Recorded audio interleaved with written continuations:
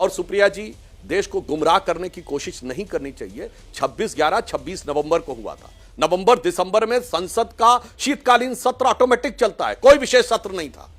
नवंबर 1962 में हुआ था। उस समय नवंबर दिसंबर, कोई जाके चेक कर ले, हर साल नवंबर दिसंबर में संसद का शीतकालीन सत्र चलता है, कोई विशेष सत्र नहीं बुलाया गया। और अटल जी का क्या नाम ले रहे? अटल जी तो उस टाइम फर्स्ट टाइमर एमपी थे।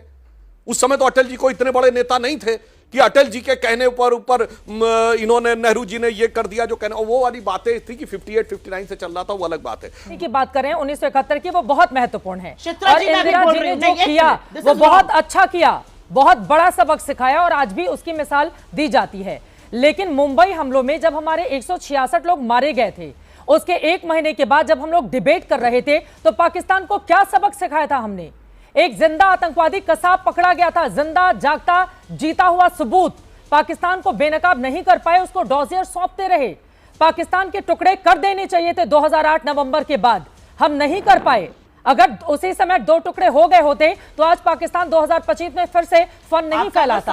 यह सवाल भी पलटकर पूछा जाएगा सुप्रिया शिनेज जी आप लोगों से। बिल्कुल जवाब दीजिए, आप ही से सवाल है। 500 से ज्यादा शहीद हुए कारगिल में हमारे। आपने 2001 में क्यों बुलाया परवेज मुशर्रफ को?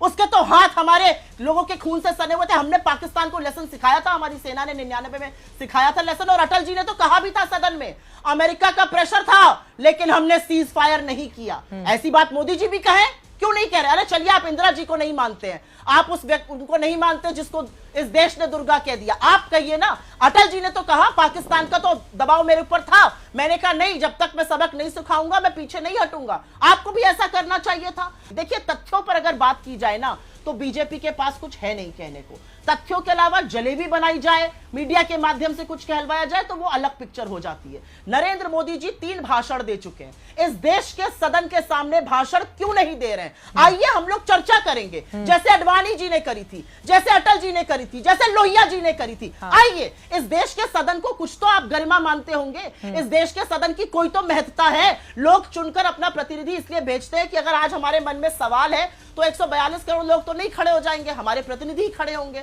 तो उनके सवालों को सुनिए, उनकी बात का जवाब दीजिए। जैसे कि अडवाणी जी ने पूछा था सवाल और मनमोहन सिंह जी ने जवाब दिया था, जैसे कि अटल जी ने पूछा था सवाल और नेहरू जी ने जवाब दिया था। आज आप क्यों नहीं कर पा रहे हैं ये बात आप क्यों नहीं कह पा रहे हैं कि भारत के संसद का सब विशेष सत्र बुलाया जाए? संसद से ज्यादा सुप्रीम इस समय कुछ नहीं है और संसद को सच बचाया जाए। सुधांशु जी, उनकी बातों पर आप जवाब दीजिए। लेकिन पीएम ने जो कहा है, प्रधानमंत्री ने आज जो राजस्थान में कहा है कि आतंक का फन कुचलने की यही नीति, यही रीति है, यही भारत है, नया भारत है।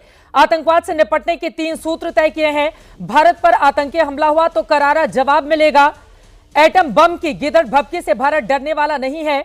आतंकी आकाओं और आतंकी सरपरस्त सरकार को अलग अलग नजरिए से नहीं देखा जाएगा, उन्हें एक ही माना जाएगा। ये पीएम का बयान है। लेकिन सुप्रिया शिनेज जी बार बार ये सवाल पूछ रही हैं कि संसद का सत्र क्यों नहीं बुलाकर जवाब देते हैं प्रधानमंत्री इसमें?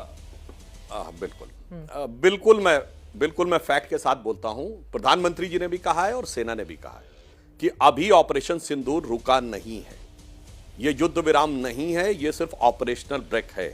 तो जिस समय ऑपरेशन चल रहा है, यानी अल्प विराम हुआ है, निश्चित रूप से पूर्ण विराम होने दीजिए, उसके बाद संसद का सत्र और सारी बात होगी। और सुप्रिया जी, देश को गुमराह करने की कोशिश नहीं करनी चाहिए। 26/11 26 नवंबर को हुआ था। नवंबर दिसंबर में संसद का शीतकालीन सत्र ऑटोमेटिक चलता है, कोई विशेष सत्र नहीं था।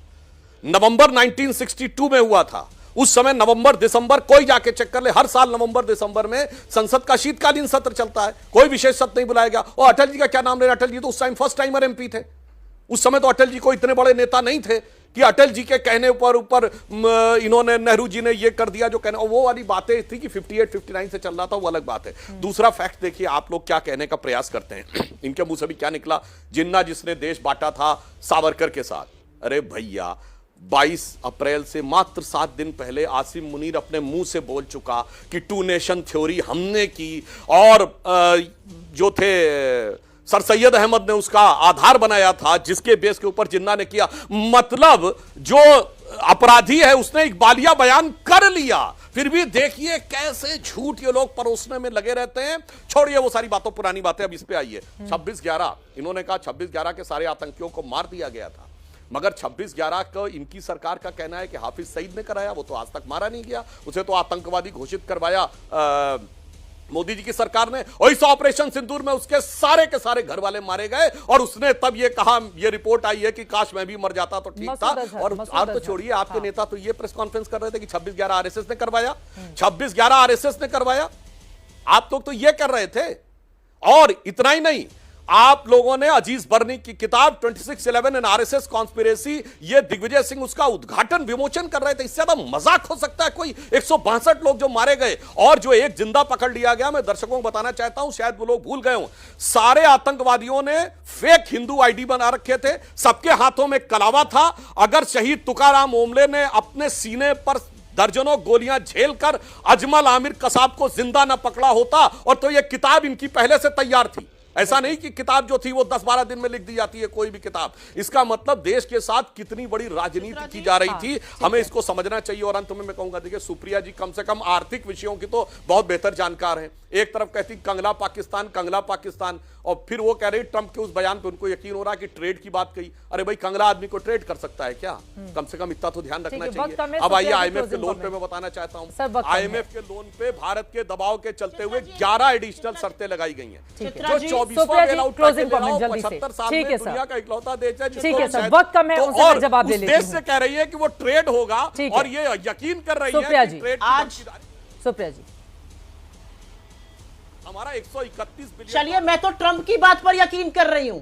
आज बीजेपी, अरे शांत रहिए, आज मैं तो ट्रंप की बात पर यकीन कर रही हूं। आप तो यहां बैठ के असीम मुनीर पर भरोसा करे बैठे हैं। बीच में मत बोलिए, असीम मुनीर पर भरोसा कर रहे हैं आप। बंद कराइए इनका फेडर, ये गलत बात है। आप जवाब दीजिए। सुधांशु जी, मैं तो डोनाल्ड ट्रंप की बात का हवाला दे रही हूं। अरे सुधांशु जी, बौखला क्यों रहे हैं? मैं तो ट्रंप की बात पर यकीन करके बोल रही हूं। आप तो असीम मुनीर पर भरोसा करके बैठे हैं, उसकी बात का हवाला दे रहे हैं। आप तो असीम मुनीर पर विश्वास कर रहे हैं, उसकी बात को हिंदुस्तान के चैनल पर बोलना चाहिए। आप तो बीजेपी के प्रवक्ता के साथ साथ सांसद हैं, असीम मुनीर का नाम ले रहे हैं, और आपकी पार्टी ने जो नेता प्रतिपक्ष की फोटो उसके साथ किया है वो पाप है। मैं यहां पर बोलना चाहती हूं, तुकाराम जी याद रहे, हेमंत करकरे याद नहीं आए, और 26/11 का मसूद अजहर, उसको आप ही ने तो छोड़ा था कंधार, विशेष विमान में ले गए थे, पैसे लेकर गए थे। ना छोड़ा होता तो ये सारी चीजें ना होती। और सावरकर जी ने 2 नेशन थ्योरी 1934 के आसपास बोली थी हिंदू महासभा के कन्वेंशन में। इतिहास बड़ा सिया है आपका,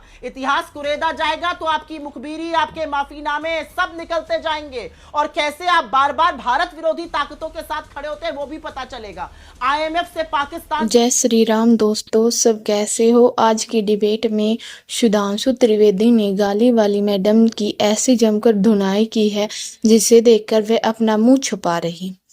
वैसे भी कांग्रेस के प्रवक्ता को डिबेट में केवल उनको बेइज्जत करने के लिए ही बुलाया जाता है, क्योंकि कांग्रेस को हमेशा से देश के खिलाफ बयान आते रहते हैं और जिनका इस्तेमाल पाकिस्तान आए दिन करता है।